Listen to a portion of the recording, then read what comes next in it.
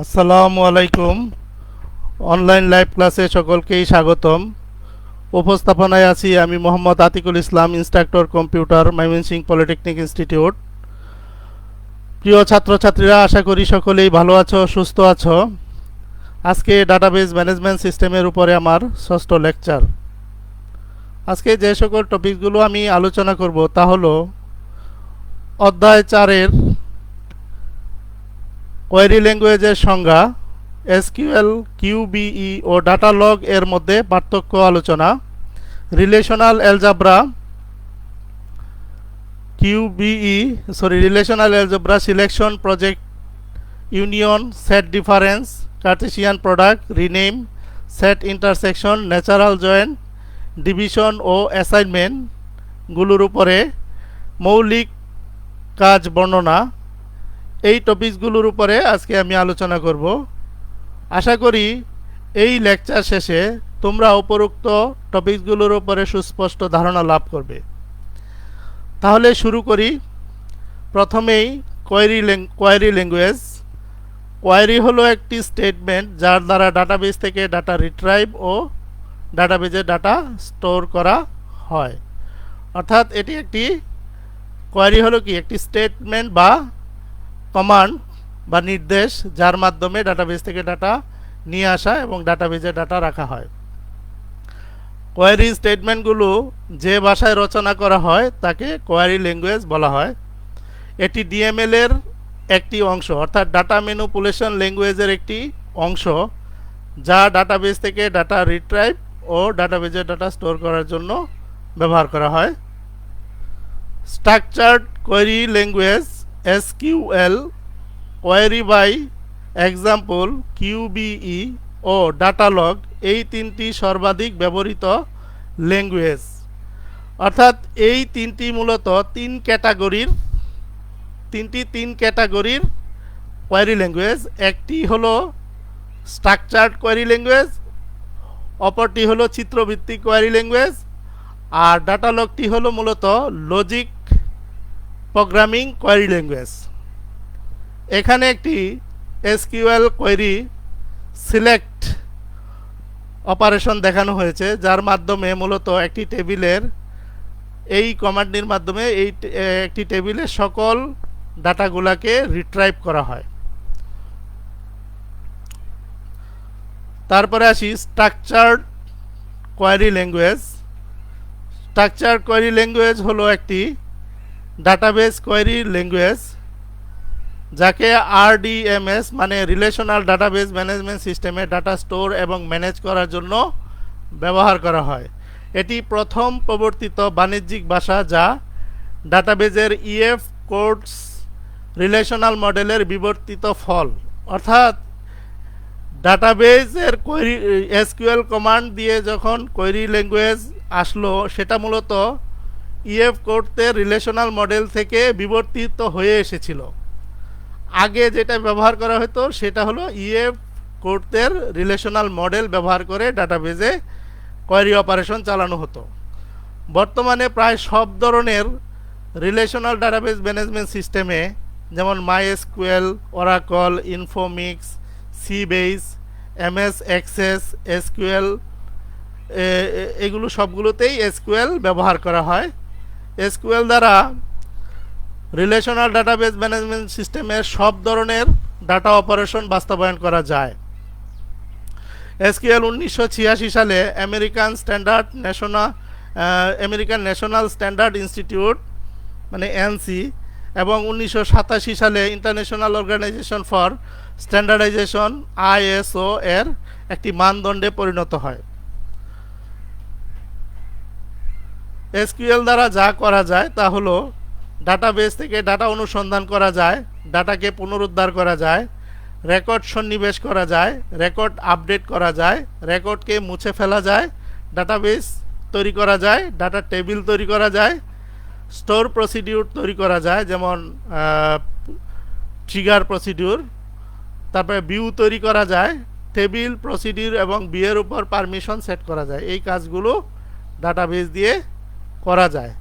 তবে relational database management সিস্টেমের যত ধরনের অপারেশন আছে মূলত সব ধরনের অপারেশনই এই ল্যাঙ্গুয়েজের মাধ্যমে পরিচালনা করা যায়। তারপরে আসি কিউবিই। কিউবিই এটা হলো কোয়েরি বেস এক্সাম্পল। এখানে এক্সাম্পল বলতে বোঝাচ্ছে কোনো একটা টেবিলের টেমপ্লেট বা টেবিলের ফরম্যাট। কিউবি হলো একটি এসকিউএল এর বিকল্প অল্টারনেটিভ, চিত্রভিত্তিক এবং শূন্যস্থান পূরণ করার মতো রিলেশনাল ডাটাবেজের একটি কোয়েরি ল্যাঙ্গুয়েজ। অর্থাৎ এটিও একটি কোয়েরি ল্যাঙ্গুয়েজ যেটি কিনা চিত্রভিত্তিক, যার দ্বারা খুব সহজেই খালি টেবিলের কাঠামো পূরণের মাধ্যমে কোয়েরি তৈরি করা যায়। কিউবিই দ্বারা সাধারণ ব্যবহারকারীরা সহজেই ডাটাবেজে কোয়েরি অপারেশন চালাতে পারে। সাধারণ ব্যবহারকারী বলতে যাদের প্রযুক্তি জ্ঞান কম, সেই ধরনের ব্যবহারকারীরাও কোয়েরি অপারেশন চালাতে পারে। এটি মেইন ফ্রেম কম্পিউটারের জন্য আইবিএম দ্বারা তৈরি ডাটাবেজ কোয়েরি একটি পদ্ধতি। এটি খালি রেকর্ডের একটি প্রতিলিপি প্রদর্শিত হয় এবং অনুসন্ধানের শর্তগুলি তাদের নিজ নিজ কলামগুলির মধ্যে টাইপ করা হয়। অর্থাৎ এইখানে একটু খেয়াল করো যে এরকম বলা হচ্ছে কি যে রেকর্ডের খালি রেকর্ডের একটি প্রতিলিপি, এটাই হলো সেই প্রতিলিপি বা চিত্র যেটা প্রদর্শিত হচ্ছে, এবং সেখানে আমরা একটা কোয়েরি বা অনুসন্ধান চালানোর জন্য কি করব, নিজ নিজ কলাম, অর্থাৎ এই যে এখানে 3টা কলাম আছে, এই কলামগুলোতে যে ভ্যালুগুলা দিলে পরে নির্দিষ্ট একটা কোয়েরি অপারেশন সম্পন্ন হবে, সেই ভ্যালুগুলো এখানে দিয়ে সেই শর্তগুলো দিয়ে এটাকে রান করা হয়, তাহলে কি ওই কাঙ্ক্ষিত কোয়েরিটা বাস্তবায়ন হয়।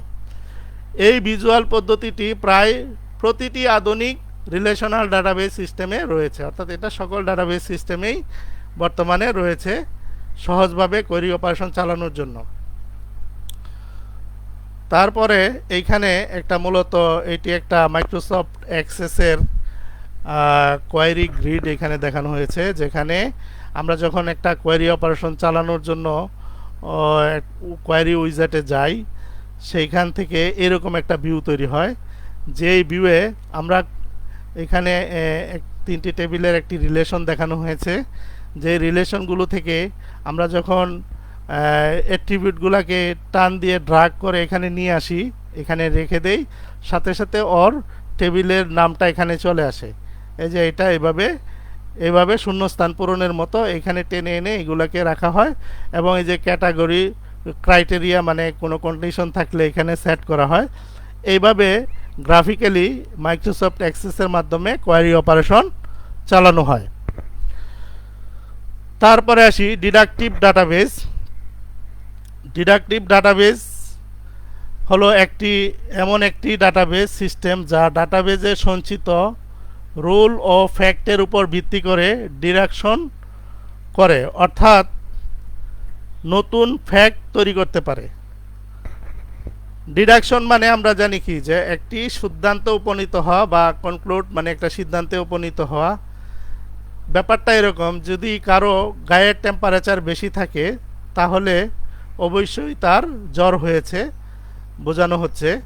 তো এরকম বিষয় যে নির্দিষ্ট কিছু রুল আছে এবং কিছু ফ্যাক্ট আছে, সেগুলোর উপর ভিত্তি করে মূলত পরবর্তী সিদ্ধান্ত নেওয়া হয় যে এটা আসলে কি হতে পারে, এরকম বিষয়।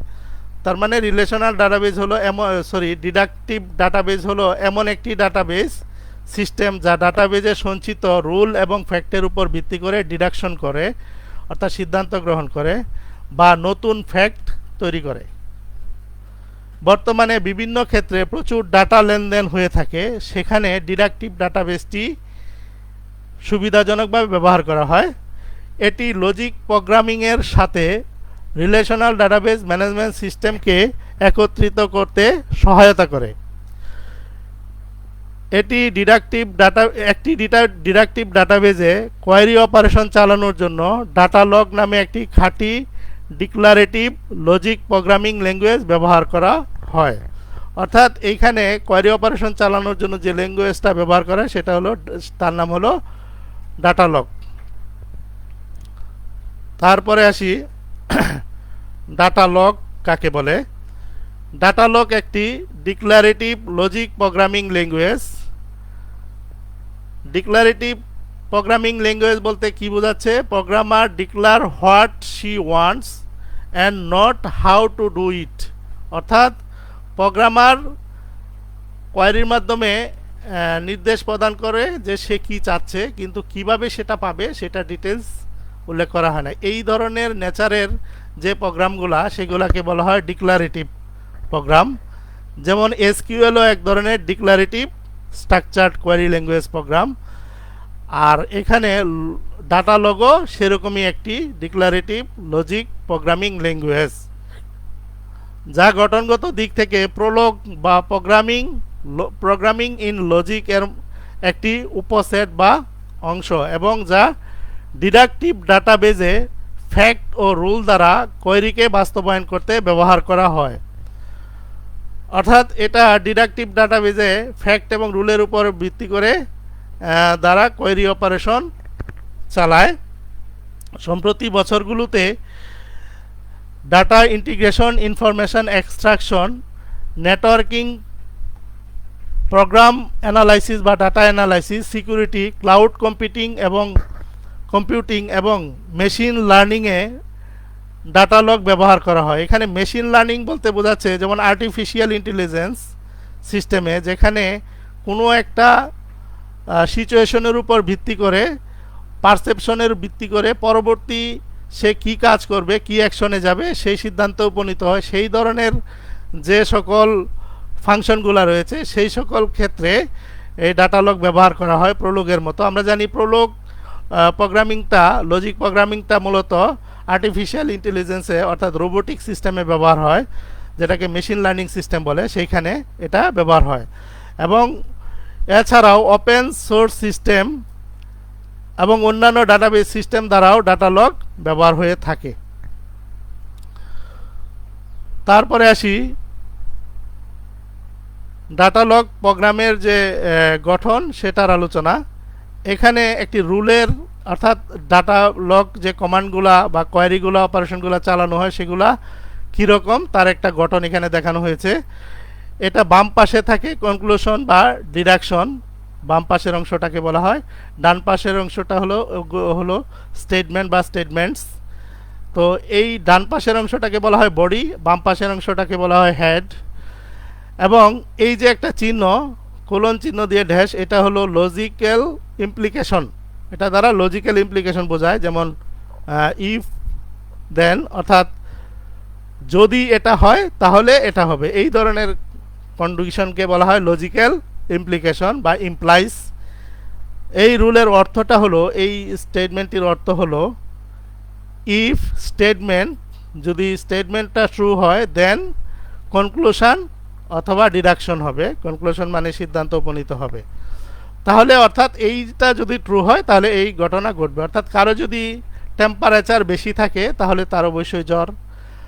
আকাশ যদি মেঘাচ্ছন্ন থাকে, সূর্য যদি না দেখা যায়, তার মানে বোঝাচ্ছে যে এটা এখানে বৃষ্টি হচ্ছে বা হবে, এই ধরনের ব্যাপার।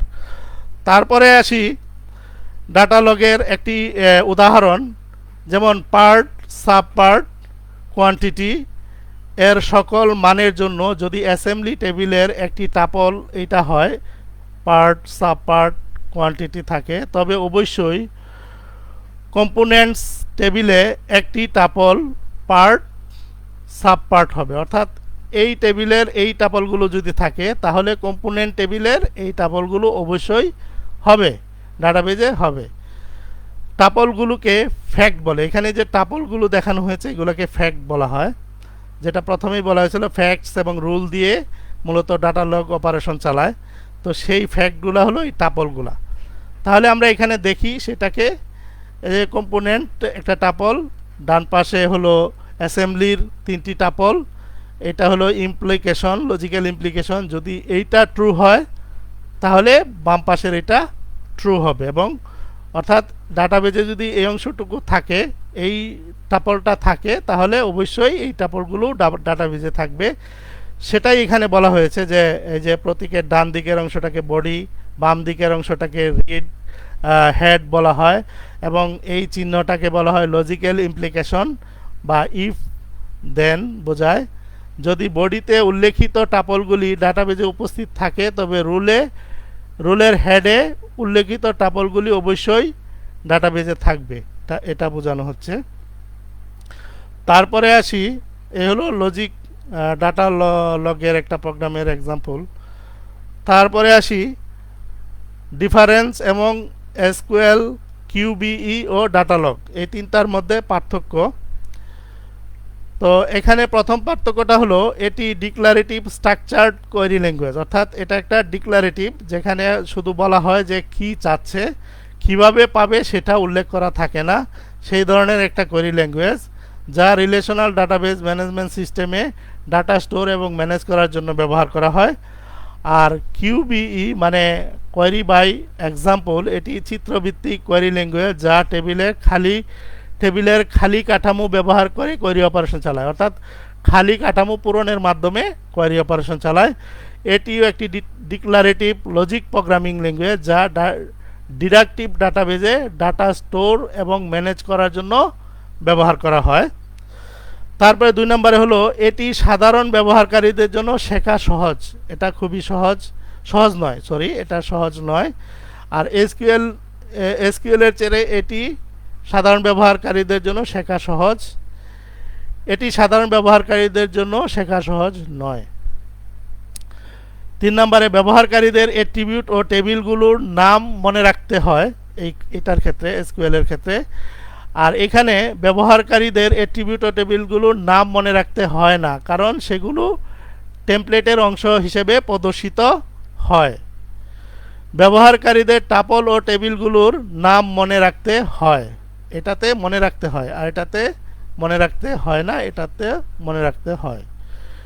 এখানে একটা উদাহরণ দেওয়া হয়েছে, যেমন select distinct A B C from my think, একটা টেবিলের নাম, হোয়ার নেম এগুলো ব্লাশ, অর্থাৎ এটা একটা কন্ডিশন, অর্থাৎ এইখানে একটা টেবিল মাই থিঙ্ক টেবিলের এই অ্যাট্রিবিউটগুলো আসবে যেগুলো ডিস্টিংক্ট হবে, মানে কোনো ডুপ্লিকেট থাকবে না, সেই ভ্যালুগুলো প্রদর্শন করার জন্য একটা কোয়েরি অপারেশন।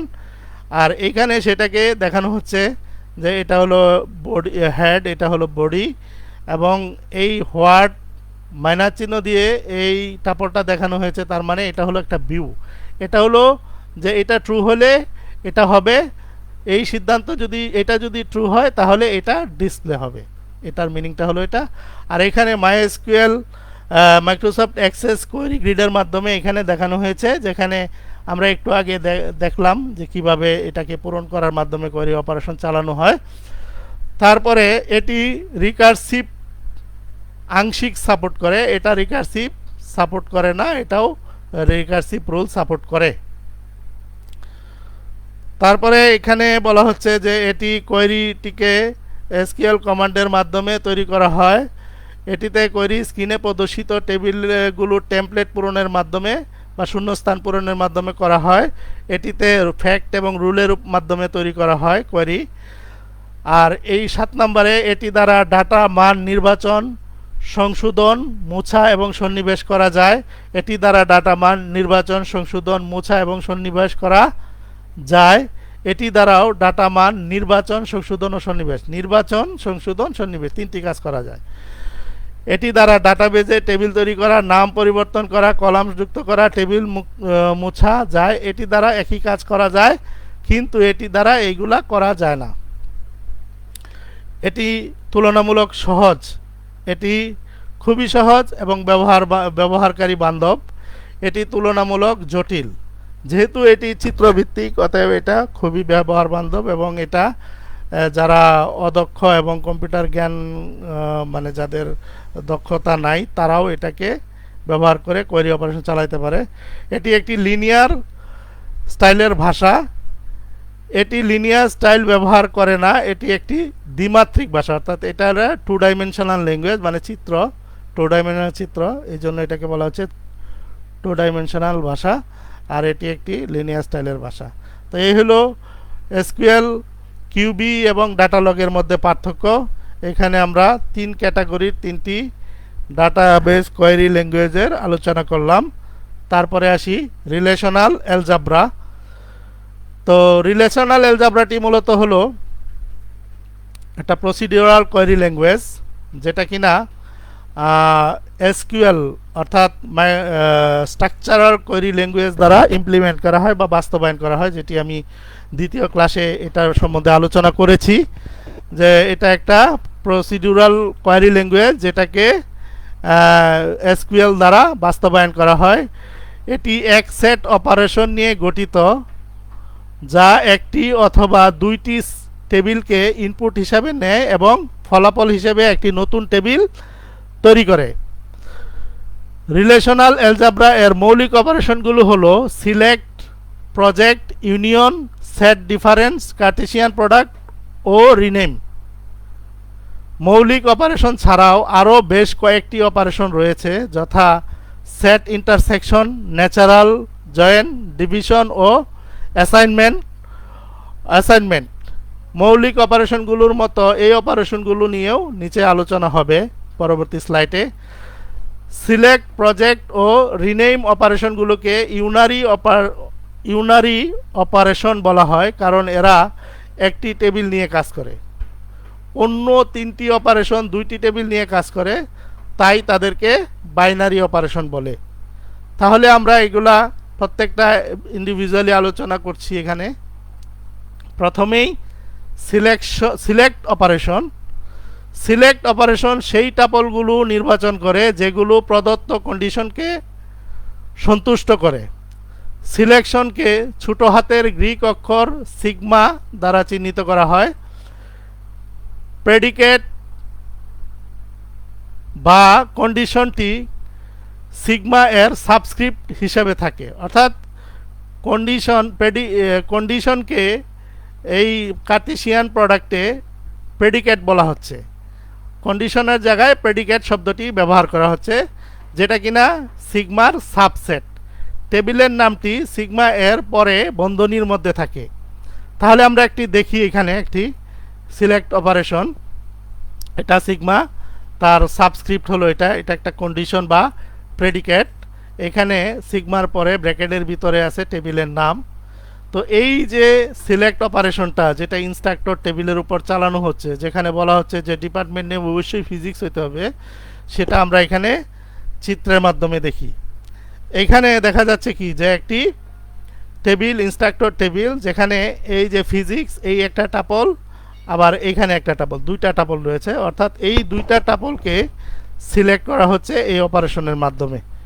এই যে দুইটা টাপল ফিজিক্স, এই দুইটা টাপলকে সাধারণভাবে সিলেক্ট প্রেডিকেট এ সমান, not equal, not equal, less than or equal, greater than or equal চিহ্নগুলো ব্যবহার করে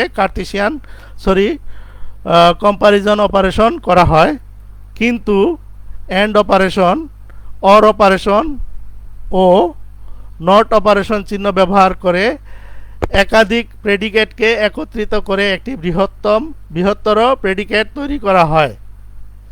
এটা অর্থাৎ এই সিম্বলগুলা বা এই অপারেটরগুলা সিলেক্ট বা অন্যান্য অপারেশনে, সিলেক্ট অপারেশনে বিশেষ করে সাপোর্টিংয়ের জন্য এইগুলা দরকার হয়, যা আমি এখানে একটা কন্ডিশনের মাধ্যমে বলা হচ্ছে। সুতরাং এখানে 90,000-এর চেয়ে বেশি বেতনভুক্ত পদার্থ বিজ্ঞানের গণকে খুঁজে বের করার জন্য একটা সিলেক্ট অপারেশন নিচে দেখানো হলো। এটা আমরা একটু দেখি। এই যে সিলেক্ট অপারেশনটা, এখানে কন্ডিশনটা হলো ফিজিক্স, এবং এখানে এন্ড অপারেশনের মাধ্যমে দেখানো হচ্ছে যে স্যালারি যাদের 90,000-এর বেশি। তাহলে এখানে এই যে একটির জায়গায় দুইটি অপারেশন, এখানে দুইটি কন্ডিশন এখানে একত্রিত করার জন্য এই এন্ড সিম্বলটা এখানে ব্যবহার করা হয়েছে, সেটাই এখানে বলা হয়েছে। আরেকটা জিনিস, এই যে এই সিম্বলটি, অর্থাৎ এই চিহ্ন ব্যবহার করে এইটাকে এটার সাথে অ্যাসাইন করা, মানে এটা এই ভ্যালুটা দ্বারা অ্যাসাইন করা হয়েছে। এবং এখানে ইনস্ট্রাক্টর একটি সেই টেবিলের নাম। তারপরে আসি প্রজেকশন অপারেশনকে গ্রিক লেটার পাই দ্বারা চিহ্নিত করা হয়। এটি মূলত একটি সারণীর থেকে পছন্দসই কলাম বা অ্যাট্রিবিউটগুলোকে নির্বাচন করার জন্য ব্যবহার করা হয়। যে অ্যাট্রিবিউটগুলি তালিকাবদ্ধ হবে সেগুলো পায়ের সাবস্ক্রিপ্ট হিসাবে থাকবে, অর্থাৎ যে অ্যাট্রিবিউটগুলোকে নির্বাচন করতে চাচ্ছি সেইগুলাকে পায়ের সাবস্ক্রিপ্ট হিসাবে উল্লেখ করতে হবে। যেমন এখানে আমরা একটা প্রজেক্ট অপারেশন এখানে এখানে দেওয়া হয়েছে, যেখানে পায়ের পরে ID, name, salary instructor table থেকে নিয়ে আসা হয়েছে, অর্থাৎ তিনটি অ্যাট্রিবিউট 1 2 3 এখানে এই যে তিনটি টেবিলের একটি প্রজেক্ট অপারেশন এখানে দেখানো হয়েছে, যেটা এখানে 4টি টেবিল ছিল, একটা ইনস্ট্রাক্টরের 4টি টেবিল ছিল, এখানে 3টি দিয়ে সেটাকে উপস্থাপন করা হয়েছে। তো এই হলো প্রজেক্ট অপারেশন। তারপরে আসি ইউনিয়ন অপারেশন। ইউনিয়ন অপারেশনকে ইউ দ্বারা চিহ্নিত করা হয়। এটি একটি বাইনারি অপারেশন এবং এটি দুটি সারণী বা টেবিল থেকে সমস্ত সারি বা টাপলগুলো নির্বাচন করতে ব্যবহার করা হয়। তবে কোনো ডুপ্লিকেট টাপল থাকতে পারবে না। তাহলে আমরা এখানে দেখি গ্র্যাজুয়েট এবং ম্যানেজার দুইটা টেবিলকে আমরা এখানে ইউনিয়ন করে দেখানো হয়েছে, যেখানে বলা হচ্ছে যে কি সমস্ত সারিগুলো নেওয়া হবে। তাহলে এখানে এটা একটা সারি, এটা একটা সারি, এটা একটা সারি, এই সারি তিনটা পর্যায়ক্রমিকভাবে এখানে দেখানো হয়েছে। তারপরে এইখানে দেখাচ্ছে কি যে এই যে এটা একটা, এই দুইটা ছিল কমন, এই দুইটাকে একবারই নেওয়া হয়েছে, এটা অতিরিক্ত ছিল এখানে, এটা নেওয়া হয়েছে। তাহলে এখানে তিনটা আর এই একটা, চারটা, এই চারটা মিলে এটা একটা ইউনিয়ন, অর্থাৎ দুইটা সেটের মধ্যে কমন এবং আনকমন ডাটাগুলো মিলে আমরা জানি ইউনিয়ন হয়। ঠিক তেমনিভাবে এখানেও দুটি টেবিলের মধ্যে কমন এবং আনকমন অ্যাট্রিবিউটগুলো নিয়ে টাপলগুলো নিয়ে একটি টেবিল গঠন করা হয়েছে। তারপরে আসি set difference operation. Set difference operation দ্বারা সেই সকল টাপলগুলো খোঁজা হয় যেগুলো এক টেবিলে আছে কিন্তু অন্য টেবিলে নেই, এবং একে মাইনাস চিহ্ন দ্বারা প্রকাশ করা হয়। আর মাইনাস এস এক্সপ্রেশনটি একটি টেবিল তৈরি করে যেটি আর এর টাপলগুলো দ্বারা গঠিত কিন্তু এস এর টাপল নয়। এখানে আমরা গ্র্যাজুয়েট মাইনাস ম্যানেজারের একটি উদাহরণ এখানে দেওয়া হলো, যেখানে গ্র্যাজুয়েট টেবিলে আমরা দেখতেছি 3টি টাপল রয়েছে এবং ম্যানেজারে 3টি টাপল রয়েছে। এইখানে এই যে এই টাপলটা, দ্বিতীয় টাপলটা এখানেও আছে, আবার এটা তৃতীয়টা এখানেও আছে, কিন্তু এইখানকার এই গ্র্যাজুয়েটের তৃতীয়টা এইটা প্রথমটা এখানে নেই, আবার এইটার একটি আবার ওখানে, এই প্রথমটি এখানে নেই, কিন্তু এইটারটা হবে না, হবে শুধু এইটা হবে, যেহেতু বলা হচ্ছে যে এই টেবিল নিয়ে গঠিত কিন্তু এই টেবিলে যেটা নাই। তাহলে এখানে শুধু একটাই এরকম আছে আনকমন, সেটা দিয়ে এখানে এই সেট ডিফারেন্স দেখানো হয়েছে। তারপরে আসি cartesian product operation. Cartesian product অপারেশনকে ক্রস দ্বারা চিহ্নিত করা হয়। এটি দুইটি সারণী কলামটিকে একত্রিত করার জন্য ব্যবহার করা হয়। টেবিল R1 ও R2 এর Cartesian product R1 cross R2। উদাহরণস্বরূপ এখানে দুইটি অ্যাট্রিবিউট দেখানো হয়েছে, এক AB আর এটাতে R2তে CD। তাহলে প্রথমে কি হবে, R1 এর প্রথম রোটি দিয়ে R2 এর সাথে কম্বিনেশন হবে, R2 এর দুইটি রোর কম্বিনেশন হবে। এই যে এখানে প্রথমটি দিয়ে এটা, তারপরে আবার দ্বিতীয়টা, তারপরে এটার দ্বিতীয়টা দিয়ে প্রথমটা, আবার এই দ্বিতীয়টা দিয়ে এই দ্বিতীয়টা, এই টোটাল এইভাবে এখানে 4টি, মানে দুটি মিলে 4টি অ্যাট্রিবিউট গঠন করা হলো। তারপরে আসি রিনেম অপারেশন। রিনেম অপারেশনকে লোয়ার গ্রিক লেটার রো দ্বারা চিহ্নিত করা হয়। এটি একটি ইউনারি অপারেশন যা টেবিলের কোনো মান পরিবর্তন না করে অ্যাট্রিবিউটগুলোর নামকে পরিবর্তন করার জন্য ব্যবহার করা হয়। তাহলে আমরা এখানে উদাহরণ হিসাবে এটা দেখি। এখানে দেখা যাচ্ছে কি যে এক্সপ্রেশন রো ফাদার, এইখানে এটাকে মার্ক করা হচ্ছে প্যারেন্ট দিয়ে, অর্থাৎ এই অ্যাট্রিবিউটটা প্যারেন্ট নামে পরিবর্তন হয়ে যাবে। তাহলে আমরা এখানে চিত্রের মধ্যে দেখি প্যাটার্নিটি একটি টেবিল, সেই টেবিলের ফাদার অ্যাট্রিবিউটটি চেঞ্জ হয়ে প্যারেন্ট হয়ে গেছে, যেটা এই চিহ্নের মাধ্যমে এভাবে উল্লেখ করলে রোয়ের সাবস্ক্রিপ্টে, তাহলে এভাবে অ্যাট্রিবিউটের নামটি পরিবর্তন হয়। এ হলো রিনেম অপারেশন। তারপর আসি set difference operation. Set difference operation প্রথম অতিরিক্ত রিলেশনাল অ্যালজাব্রা অপারেশন যা ইন্টারসেক্ট অপারেশন দ্বারা চিহ্নিত করা হয়। এ ও বি উভয় টেবিলে উপস্থিত অ্যাট্রিবিউটগুলোর কেবল এ ও বি এর সেট ইন্টারসেকশন অপারেশন দ্বারা প্রাপ্ত টেবিলে উপস্থিত হবে। উদাহরণস্বরূপ এখানে আমরা দেখি যে গ্র্যাজুয়েট ও ম্যানেজার টেবিলে সেট ইন্টারসেকশন অপারেশন কিভাবে করা হয়েছে, যেখানে দেখা যাচ্ছে কি যে এটা এই টেবিলে তিনটি, এই টেবিলে তিনটি, যে অ্যাট্রিবিউটগুলো যে টাপলগুলো দুই টেবিলেই রয়েছে কমন, সেইগুলো দিয়ে নতুন একটি টেবিল হয়েছে। যেমন এইটা এইখানেও আছে, আবার এখানেও রয়েছে, আবার এটিও এখানে রয়েছে, এখানে রয়েছে। তাহলে এই দুইটা কমন, এটা এবং এটা, এই দুইটা কমন অ্যাট্রিবিউট নিয়ে নতুন একটি টেবিল গঠন করা হয়েছে। এটাই হলো সেট ডিফারেন্স। তারপরে আসি ন্যাচারাল জয়েন্ট। ন্যাচারাল জয়েন্ট বলা হচ্ছে যে এটা একটা বাইনারি অপারেশন যা সিলেকশন এবং কার্টেসিয়ান প্রোডাক্টের সমন্বয়ে গঠিত। এটি দুইটি টেবিলের মধ্যে এমনভাবে সমন্বয় করে যেন কোনো প্রকার ডুপ্লিকেট অ্যাট্রিবিউট না থাকে। একে জয়েন্ট সিম্বল দ্বারা চিহ্নিত করা হয়। এমপ্লয়ি এবং ডিপার্টমেন্ট ডিপড ন্যাচারাল জয়েন্ট এখানে দেখানো হয়েছে। আর এমপ্লয়ি ন্যাচারাল জয়েন্ট ডিপার্টমেন্ট, যেখানে শুধু তার চারটি টেবিলই এখানে প্রদর্শিত হচ্ছে, কারণ অন্য অ্যাট্রিবিউটগুলো ডুপ্লিকেট ছিল। অর্থাৎ এইখানে দুইটি টেবিলে টোটাল অ্যাট্রিবিউট 5টি, এখানে এটাতেও আছে, এটাতেও আছে। অতএব এই ডুপ্লিকেটটা একটা হবে, শুধু একটা এখানে দেখাচ্ছে।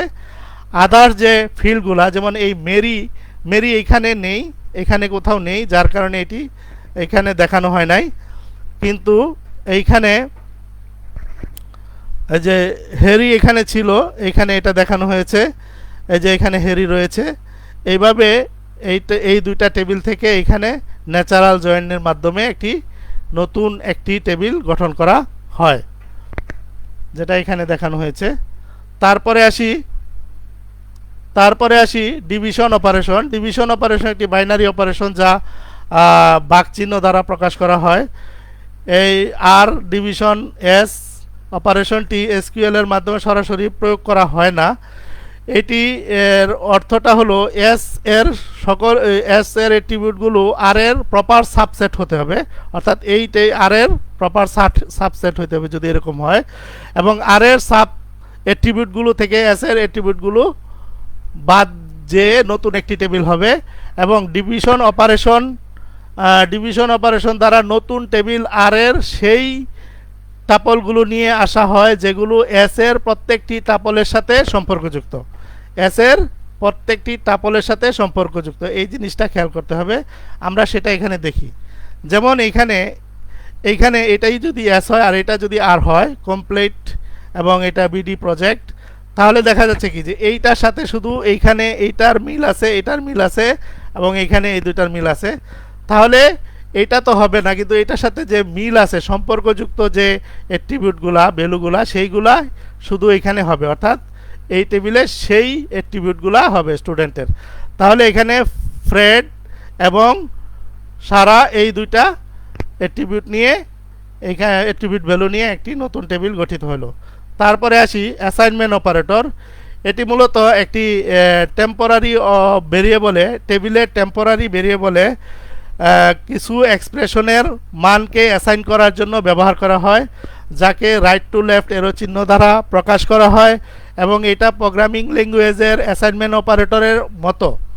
এইখানে ন্যাচারাল জয়েন্ট অপারেশনের কাজটিকে কার্টেসিয়ান প্রোডাক্ট, সিলেক্ট এবং প্রজেক্ট অপারেশনের মাধ্যমে, তিনটি অপারেশনের মাধ্যমে দেখানো হলো, যেখানে অ্যাসাইনমেন্ট অপারেটরটি ব্যবহার করা হয়েছে। যেমন এখানে টেম্প মানে একটা টেম্পোরারি টেবিল ভেরিয়েবলে এই যে কার্টেসিয়ান প্রোডাক্টের ভ্যালুটা এখানে অ্যাসাইন করা হয়েছে, এবং এইখানে সিলেক্ট অপারেশনের ভ্যালুটা টেম্প 2তে অ্যাসাইন করা হয়েছে, যেটা এখান থেকে প্রাপ্ত। এবং ফাইনালি এই টেম্প 2 এর মানটা এটাকে ইউনিয়ন করে প্রজেকশনের মাধ্যমে রেজাল্টে দেওয়া হয়েছে। এটাই এখানে এটি দিয়ে বোঝানো হয়েছে।